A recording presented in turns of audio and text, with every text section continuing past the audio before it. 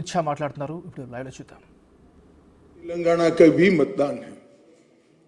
मैं आपको विश्वास के साथ कह सकता हूं कि दोनों राज्यों में एनडीए और Bharatiya Janata party complete SVEEP करने जा रही है और बड़ी मजबूती के साथ हम आगे बढ़ रहे हैं.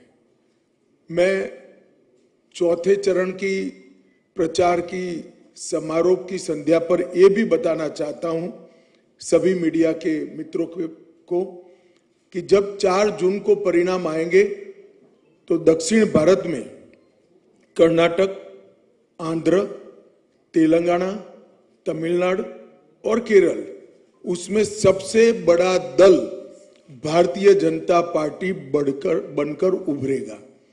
इसका मतलब है कर्नाटक, आंध्र प्रदेश, तेलंगाना, तमिलनाडु और केरल में सबसे ज्यादा किसी एक दल को सीट मिलेगा तो वो दल होगा भारतीय जनता पार्टी. तेलंगाना में हम लगभग 10 सीटों से ज्यादा सीट जीत कर आएंगे. 13 सीटों पर हमारी स्थिति बहुत अच्छी है, मगर 10 से ज्यादा सीटें तेलंगाना में भारतीय जनता पार्टी जीत कर आएगी. पूरे देश के सामने अब तक जो प्रचार चला है वो प्रचार में कमोबेश मुद्दे सेट हो चुके हैं. एक और यूपीए है, इंडी अलायंस है, और दूसरी ओर एनडीए भारतीय जनता पार्टी के नेतृत्व में खड़ा है. एक और 12 लाख करोड़ के गपले घोटाले भ्रष्टाचार करने वाली कांग्रेस और उनके साथी दल है, तो दूसरी ओर नरेंद्र मोदी जी है जिन पर 23 साल मुख्यमंत्री या प्रधानमंत्री रहते हुए 25 पैसे का भी भ्रष्टाचार का आरोप नहीं लगा है. एक और सत्ता का सुख भोगने वाले हैं, जैसे थोड़ी ही गर्मी बढ़ते ही कुछ नेता देश के बाहर छुट्टी पर नियमित रूप से चले जाते हैं, थाईलैंड जाते हैं, बैंकॉक जाते हैं. आप भी समझ रहे हो कि मैं किसके लिए कह रहा हूं.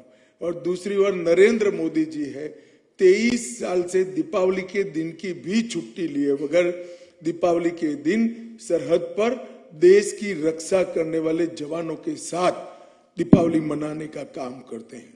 एक और 10 साल का ट्रैक रिकॉर्ड और 25 साल का एजेंडा है. ये 10 साल में मोदी जी ने भारत को हर क्षेत्र में आगे बढ़ा है. गरीब कल्याण के लिए, गरीबों के विकास के लिए 70 साल के काम को एक और रखे, इतना काम इस 10 साल के अंदर हुआ है. देश की सुरक्षा सुनिश्चित हुई है, आंतरिक सलामती मजबूत हुई है, टेररिज्म और नक्सलिज्म पर पूरा शिकंजा कसा गया है. देश का अर्थतंत्र 11वें नंबर से 5वें नंबर पर आया है. डिजिटल इंडिया और स्टार्टअप पूरी दुनिया में चर्चा का मुद्दा बने हुए हैं. हमारी बैंकों का